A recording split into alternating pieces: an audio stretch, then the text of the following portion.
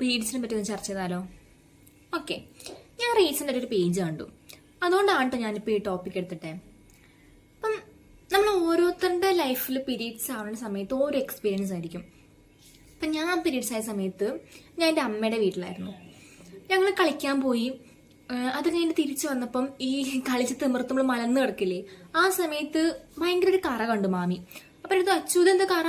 അപ്പം ഞാൻ പറഞ്ഞു, അതാ മണ്ണ് കളിച്ചിട്ടുണ്ടായിരുന്നു. അപ്പം കുളിച്ചിട്ട് വന്നിട്ട് ഡ്രസ്സൊക്കെ കഴുകണമെന്ന് പറഞ്ഞിട്ട് ഞാൻ പോയി.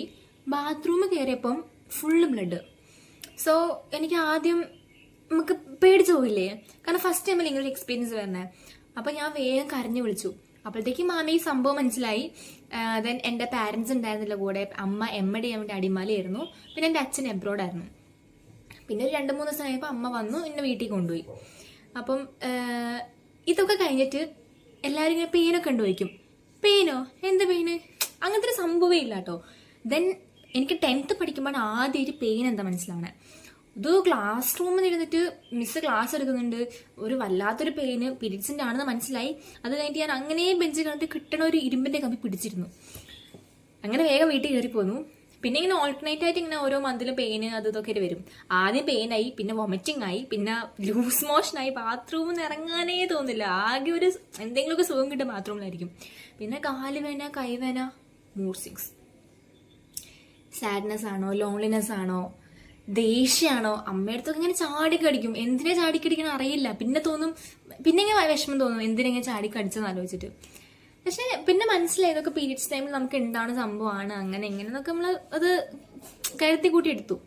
പിന്നെ ലാസ്റ്റ് 2 ഇയേഴ്സിൻ്റെ ഇടയിൽ ഞാൻ ഒരു വൃത്തിയുടെ സ്വഭാവം ഉണ്ടാക്കിയെടുത്തു. രാവിലെ കഴിക്കാൻ പറ്റില്ലെങ്കിൽ കുറച്ച് കഴിയുമ്പം ഈ ഒരു ഡാർക്ക് ചോക്ലേറ്റിൻ്റെ ഷേക്കോ അങ്ങനത്തെ കൂൾ ഐറ്റംസ് എന്തെങ്കിലും കഴിച്ചില്ല എന്നുണ്ടെങ്കിൽ എനിക്ക് വേറെ ഒന്നും കഴിക്കാനാവില്ല. ഇന്നത് ഈ എല്ലാ മാസം പൈസ ഉണ്ടാവും നമുക്കിത് മേടിക്കാൻ. പ്രത്യേകിച്ച് ഞാൻ ഹോസ്റ്റലൊക്കെ താമസിക്കാൻ ഉണ്ടാവില്ല. നമ്മളെ നക്കി പിടിച്ച് ഓരോ സമയത്ത് ഓരോ കാൽക്കുലേറ്റ് നമ്മൾ കഴിക്കുക. എന്നിട്ട് ഞാൻ അവസാനം കുറച്ച് കഴിഞ്ഞപ്പം ഈ ഒരു സ്വഭാവം മാറി കിട്ടിയപ്പോൾ ആശ്വാസമായിട്ടാ.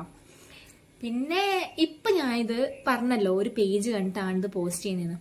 ആ പേജ് നിങ്ങളൊന്ന് കാണട്ടോ. ഇതാണ് ആ പേജ്. എനിക്ക് ഇത്രയും കാലം അറിയണ്ടായിരുന്നില്ല ഈ നമുക്ക് ഓരോന്ന് ഫീലിങ്സിന് ഓരോ റീസൺസ് ഉണ്ടെന്ന്. അപ്പോൾ ഇവർ പറയുന്ന പ്രകാരം നമുക്ക് ചോക്ലേറ്റ്സ് ഒക്കെ കഴിക്കാൻ തോന്നുന്നത് നമ്മൾ ഭയങ്കര എന്താ പറയുക ലവ് കെയർ അഫെക്ഷനൊക്കെ ആവശ്യമുണ്ട്, നമുക്ക് സെറോട്ടോണിൻ ലെവൽ കുറവാണെന്ന് പറയണത്. നമുക്ക് ക്രിസ്പി കഴിക്കാൻ തോന്നുന്നത് ഭയങ്കര സ്ട്രെസ് ആയതുകൊണ്ടും ആൻഡ് ഐസ്ക്രീംസ് ഒക്കെ നമ്മൾ കഴിക്കുന്നത് നമ്മൾ ഭയങ്കര ആംഗ്രി ആയതുകൊണ്ടെന്നാണ്. അപ്പോൾ എനിക്ക് മനസ്സിലാത്തൊരു കാര്യമുണ്ട്, എനിക്കിതെല്ലാം കഴിക്കാൻ തോന്നും. ഞാൻ എന്താ മനുഷ്യജീവിയല്ലേ? എനിക്ക് എന്താ മധുരം കഴിക്കാൻ തോന്നും, ചിക്കൻ കഴിക്കാൻ തോന്നും, ക്രിസ്പി ലേസ് കഴിക്കാൻ തോന്നും. എനിക്കറിയില്ല കേട്ടോ. നിനക്കതൊക്കെ അറിയാമായിരുന്നോ?